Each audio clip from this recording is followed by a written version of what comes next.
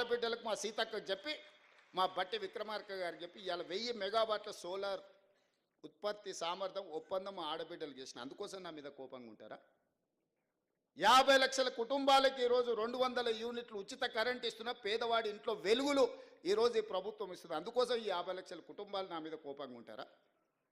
43 లక్షల మంది ఆడబిడ్డలకు 500 రూపాయలకు సిలిండర్ ఇస్తున్నాం, అందుకోసం నా మీద కోపంగా ఉంటారా? విద్యార్థులకు లక్షలాది మంది విద్యార్థులకు 40% డైట్ ఛార్జెస్ 200% కాస్మెటిక్ ఛార్జెస్ పెంచినందుకు ఆ చిన్నారులు నా మీద కోపంగా ఉంటారా? అంతెందుకు 57,000 ఉద్యోగ నియామక పత్రాలు అందించినందుకు వాళ్ళు ఉంటారా కోపంగా? ఉద్యోగాలు వచ్చిన వాళ్ళు ఎందుకు ఈరోజు 922 కుటుంబాలు వచ్చినాయి? మీకు అందరికీ నేను ఉద్యోగ నియామక పత్రాలు రవీంద్ర భారతిలో పిలిచి మీకు అప్పచెప్పినందుకు మీకు నా మీద కోపం ఉందా? ఇన్నేళ్ళ మీ కళ సాకారమైనందుకు నా పట్ల అభిమానం ఉంటుందా? నా మీద కోపం ఉంటుందా? సోషల్ మీడియాలో ఎవడో పెట్టిందని మీరు ఎవ్వరు ఏమనకపోవడం వల్ల అదే నిజం అనే అబద్ధం, నిజం గడప దాటే లోపల అబద్ధం మొత్తం ప్రపంచాన్ని చుట్టేసి వస్తుంది. ఏంటంటే వాళ్ళు అడ్డగోలుగా సంపాదించారు, ఎంతైనా పెట్టుబడి పెడతారు. సోషల్ మీడియా అంటేనే వాట్సాప్ యూనివర్సిటీ అంటేనే పెట్టుబడులతో జరిగే నల్లధనాన్ని అందులో పెట్టుబడిగా పెట్టి ఇంధనంగా మార్చి ఈ ప్రభుత్వం మీద బురద జల్లాలనే ప్రయత్నం చేస్తుండ్రు. ఎక్కడ మేము వైఫల్యం చెందినము? రేవంత్ రెడ్డికి పట్టు రాలేదు అని అంటారు. పట్టు రావడం అంటే ఓ రాజయ్యను దళితుని తీసేయడం, ఓ ఈటల రాజేందర్ బలైన వర్గాల వ్యక్తిని మంత్రివర్గం నుంచి తీసేస్తే పట్టు వచ్చినట్ట? తీయడానికి కారణం చెప్తే పట్టు వచ్చినట్టు. తీయడానికి సహేతుకమైన కారణం ఉంటే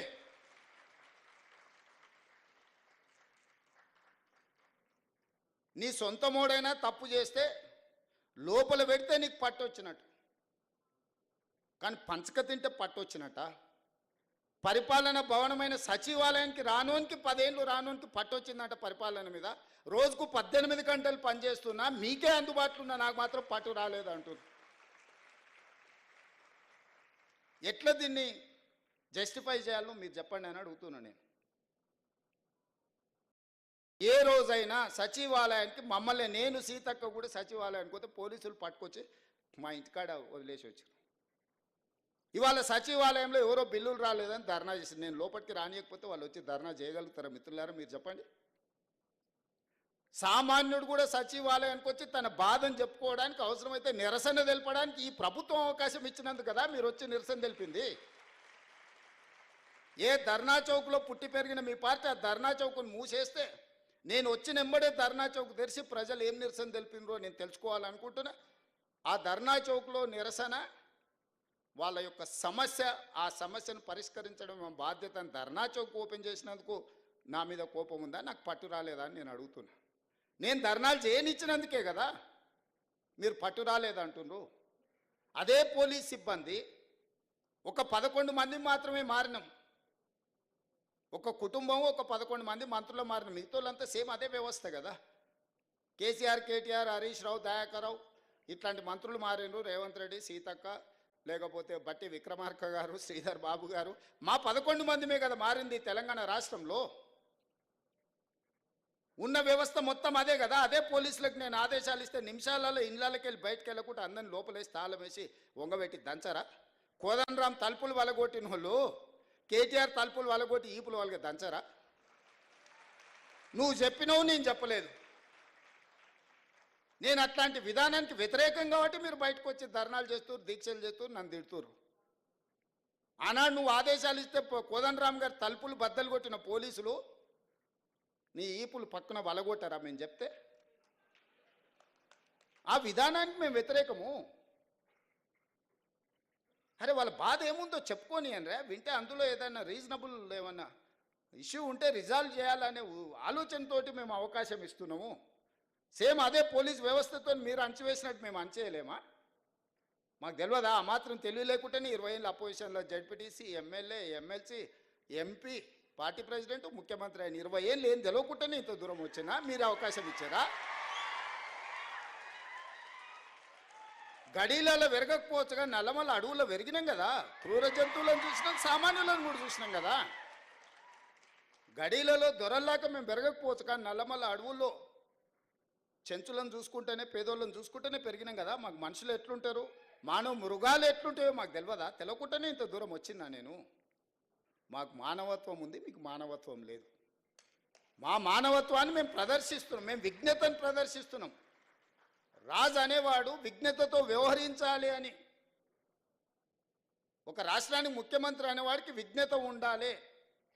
ఆ విజ్ఞతను నేను ప్రదర్శిస్తున్నా. మీరు ఆ విజ్ఞత లేకుండా వ్యవహరించారు కాబట్టి ఈరోజు బయటికి రాలేని పరిస్థితుల్లో మీరు ఫామ్ హౌస్లో పడుకోవాల్సిన పరిస్థితి వచ్చింది.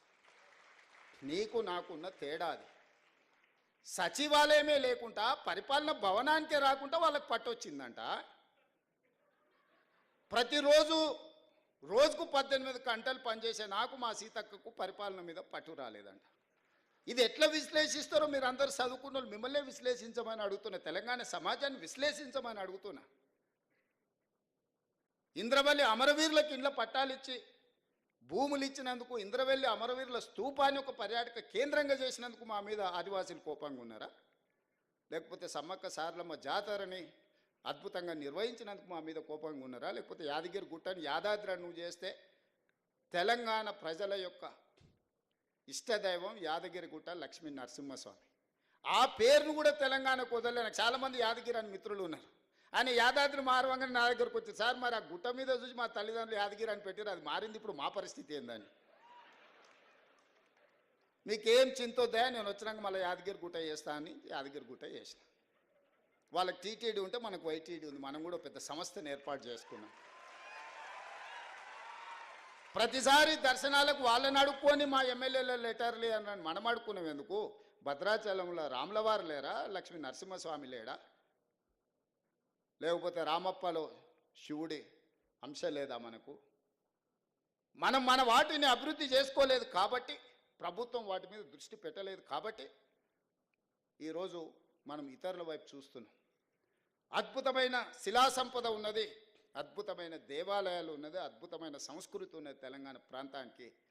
అందుకే ఈరోజు మనం ఎండోమెంట్స్ పాలసీ తీసుకొచ్చి టూరిజం ప్రమోషన్లో భాగంగా ఈరోజు వీటన్నిటిని అభివృద్ధి చేయాలని మనం ఒక పాలసీ తీసుకొచ్చినాం ఆల్రెడీ. అందుకే వైటీడీని ఈరోజు మనం పెట్టుకుని తొందరలోనే బోర్డు వేసుకుంటాం. అద్భుతంగా మనం మన దగ్గర ఉన్న పరిశ్రమలను కానీ, దేవాలయాలను కానీ, ఇక్కడ ఏమేం కావాలో అవన్నీ చేసుకుందాము. మనందరికీ సిలికాన్ వ్యాలీనే ఈరోజు మనం డ్రైవ్ చేయగలిగినాం. నిన్ననే మెక్డొనాల్డ్స్ హైదరాబాద్లో మా కార్పొరేట్ ఆఫీస్ పెట్టుకుంటాం, ఇండియాలోనే హైదరాబాద్కి వచ్చారు. బయోటెక్లో ప్రపంచంలోనే పేరెన్నికగా ఆమ్జాన్ అమెరికాలో ఉంటుంది. ఫస్ట్ టైం వాళ్ళ దేశాన్ని వదిలి బయటకు వచ్చారు, హైదరాబాద్కి వచ్చారు. హెచ్సిఎల్ వాళ్ళు 15,000 మంది, 1,00,000 మంది ఈరోజు వాళ్ళు ఎంప్లాయీస్ తెలంగాణలో. కాగ్నిజెంట్, విప్రో, ఇన్ఫోసిస్, ప్రపంచంలోనే అత్యధికంగా ఉద్యోగులు ఉన్న వాళ్ళ వ్యాపార సంస్థల్ని హైదరాబాద్లో విస్తరించుకున్నారు. ఇవన్నీ కూడా మనం వచ్చిన తర్వాత ఒకరొకరిని వాళ్ళని కలిసి అవసరమైతే వాళ్ళ ఆఫీసులకి వెళ్ళి, ఈరోజు ఇన్ఫ్లేషన్ అంటే ధరల నియంత్రణ. భారతదేశంలో 1.3 అతి తక్కువ ధరల పెరుగుదల ఉన్న రాష్ట్రంగా తెలంగాణ రాష్ట్రం నెంబర్ 1 ఉంది. ఇది కేంద్ర ప్రభుత్వం ప్రకటించింది, నేను ప్రకటించలే. అన్ఎంప్లాయ్మెంట్ 8.8 ఉన్నదాన్ని 6.1. నిరుద్యోగ సమస్యను పరిష్కరించిన రాష్ట్రంగా మొట్టమొదటి రాష్ట్రంగా తెలంగాణ నిలబడింది, కేంద్ర ప్రభుత్వం ప్రకటించింది. రాష్ట్ర ప్రభుత్వాలు సొంతంగా పన్నుల వసూళ్లలో భారతదేశంలో నెంబర్ 1, 88%. టార్గెట్లో 88% రీచ్ అయి దేశంలోనే మొదటి రాష్ట్రంగా తెలంగాణ రాష్ట్రం ఉంటే 86%తో మహారాష్ట్ర ఉంది. నరేంద్ర మోడీ గారు ప్రాతినిధ్యం వహించే గుజరాత్ 6th ప్లేస్లో ఉన్నది. తెలంగాణ రాష్ట్రంలో పన్నులలో పారదర్శకత తీసుకొచ్చి 88% సక్సెస్ రేషియో మన స్టేట్ చూపించింది. ఇది మన పరిపాలన మీద పట్టు. ధరల నియంత్రణలో, నిరుద్యోగ సమస్యను పరిష్కరించడంలో, రాష్ట్రం సేకరించాల్సిన పన్నులలో దేశానికే రోల్ మోడల్గా నిలబడి పెద్ద పెద్ద కార్పొరేట్ కంపెనీలను గుజరాత్కు పోకుండా తెలంగాణకు తీసుకొచ్చి తెలంగాణ పరిపాలన మీద పట్టు సాధించిన మేము దేశానికే ఆదర్శంగా నిలబడి తెలంగాణ మోడల్ అని ఈరోజు చెప్పుకుంటున్నాం. ఆయన అంటాడు, మిస్ యూనివర్స్ హైదరాబాద్లో ఎట్లా కండక్ట్ చేస్తారని. ఏంద్రా నాయన నీ బాధ, నీ దుఃఖమేంది? ఏంది అసలు ఆయన ఆవేదన ఏందో, బాధ ఏందో, దుఃఖం ఏందో నాకు అర్థం కాలే. ఒక అద్భుతమైన అవకాశం పర్యాటక రంగానికి ఇది. 140 దేశాలకు సంబంధించిన ప్రతినిధులు అందరూ మన హైదరాబాద్ రాష్ట్రానికి 25-26 రోజులు ఉండబోతున్నారు. మే 7th నుంచి మే 31 వరకు